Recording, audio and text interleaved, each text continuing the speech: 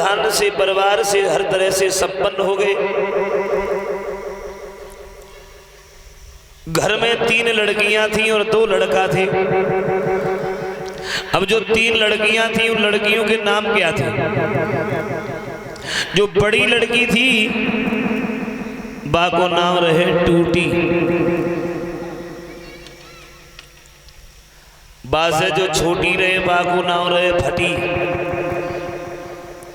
और जो सबसे छोटी रहे बा को नाम रहे बासी। 2 लड़का थे, बड़े लड़के का नाम था सड़े और छोटे लड़के का नाम था पंचर। और क्षमा करें, आज के समय में आपने देखा होगा ऐसे ही नाम मिलते हैं। पहले के जो हमारे माता पिता, पहले के जो बुजुर्ग थे, वो अपने बच्चों के जब नाम रखते थे तो बड़ा ही सोच विचार करके रखते थे।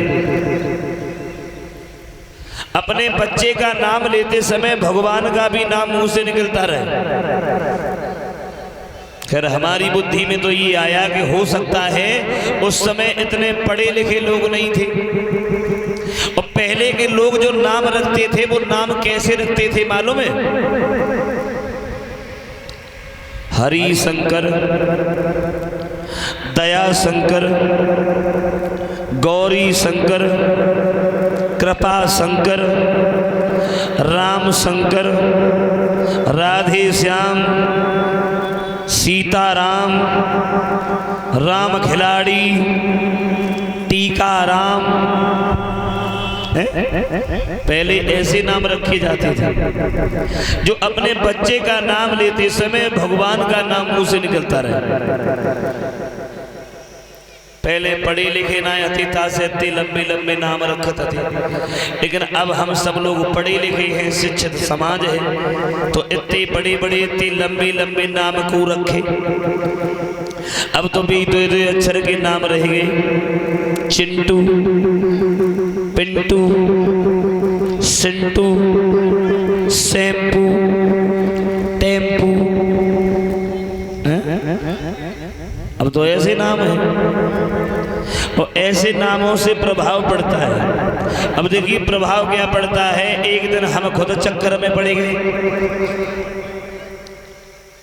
और चक्कर में जो कब की बात है कुल दिन हो गए, तो हमारे घर के पास में एक लड़का है, बागो नाव है, वैसे नाव तो दूसरो है, लेकिन गांव में उससे लोग कहते हैं टम्पू, और कच तो कह देते हैं टम्पुआ। और भगवान की ऐसी कृपा भाई, जो आपने 3 पहिया वाला देखा है, जैसे ऑटो कहते हैं, लेकिन गांव देहात में ऑटो से टम्पुआ कह देते हैं। तो उनने एक टम्पुआ ले लो, जो टम्पुआ रहे उनने टम्पुआ खरीद लो। टम्पू ने टम्पू खरीद लो। तो एक दिन की बात रहे कि हम बाजार के ले जा रहे, तो हमारे पिताजी जिंदा थे। पिछली साल 18 मार्च को दुनिया छोड़ के चले गए, बहुत समय पहले की बात है। तो हम बाजार के ले जा रहे, तो कपड़ा पहने घर से चले। उन्हें कहाँ जा रहे? मैंने ईटा जा रहे। बोले ईटा जा रहे, ऐसा करो वो टम्पुआ जा रहे हो, तो वो चले जाओ। तो हमने मन में सोची टम्पुआ जा रहे हो, और टम्पुआ चाहिए तो स्टार्ट हो, जब स्टार्ट हो तो आवाज आए, और आवाज आए तो बैठ के चले जाइए। सो हम घर पे ही बैठे रहे। और बे टम्पू जिनको टम्पू रहे, बे मोटरसाइकिल से ईटा गई, और बे मोटरसाइकिल से जाएगी लौटे आए, और हम उन्हें घरे इंतजार में बैठे, कब टम्पू आ जाए तब हम बैठ के चले जाए। संजा हो गई, पिताजी लौट के आए, बोले गए ना है मेरी जाते का टम्पू ही ना गो। बोले पागल हो, वो तो अभियान मोटरसाइकिल से लौट के यहाँ हुए।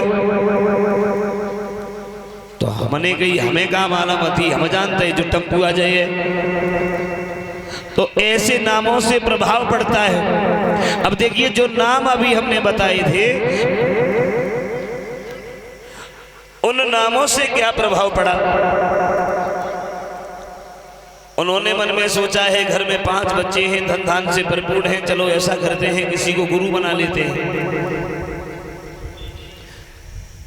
गुरु बनाने के लिए घर से निकल के चले। गांव से 2-3 किलोमीटर दूर का आश्रम रहे, तो मन में सोची हिन बाबा जी रहते हैं तो नहीं गुरु बनाए ले, गुरु तो बनाने। महात्मा जी के पास पहुंचे तो हाथ जोड़े, बाबा जी तुम्हें हम अपना गुरु बनाना चाहते हैं। बोले कोई बात नहीं बेटा, गुरु बन जाएंगे, लेकिन हवन करना पड़ेगा और दीक्षा हम तुम्हारे घर पे चल के देंगे। बोले कोई बात नहीं, चलो।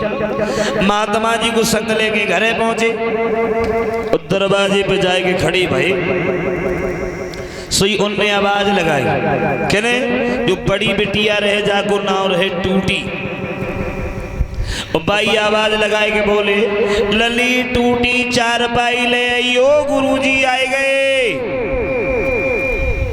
अब उनने तो भी बिटिया को नाव लो टूटी और जगह चारपाई ले आइयो, गुरुजी आए गए। लेकिन महात्मा जी जो रहे उनने समझिए ना पाई कि जो भाई बिटिया को नाव लेके गए रहो। महात्मा जी ने मन में सोची जो हमारे लिए टूटी चारपाई मंगाए रहो, जो चेला है कैसे। अबे तो हम जाके घर में ना घुसे और बाद से पहले टूटी चारपाई मंगाने लगो।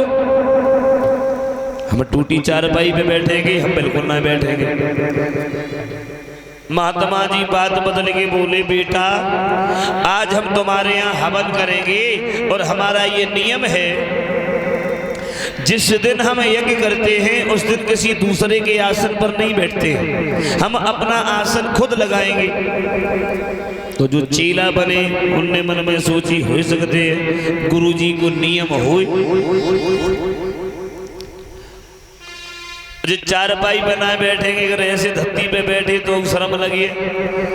तो जो बीच वाई बिटिया रहे बाई आवाज लगाई, लली फटी दरी ले आइयो, और जो जगह लली फटी दरी ले आइयो। महात्मा जी फिर मन में सोच ले जो करिका रहो, जाके घर में ना घुसे, जब टूटी चारपाई मंगाई है फटी दरी मंगाए रहो। बोले हम तो अपने आसन पर ही बैठे। बाबा जी ने कम्बल उतारो नीचे बिछाओ, भाई पे बैठ गए। हवन की तैयारी की, हवन करते रहे, शाम हो गई, दीक्षा दी तब तक। और चेला को दीक्षा दे के निवृत्त भये। सोई चेला ने मन में एक बात सोची, हाय झुका भो, गुरुजी जब से आए और तभी से जे हवन में लगे और हमने ने रोटी उन्हें खवाई पाई, पानी क्यों ना पूछी।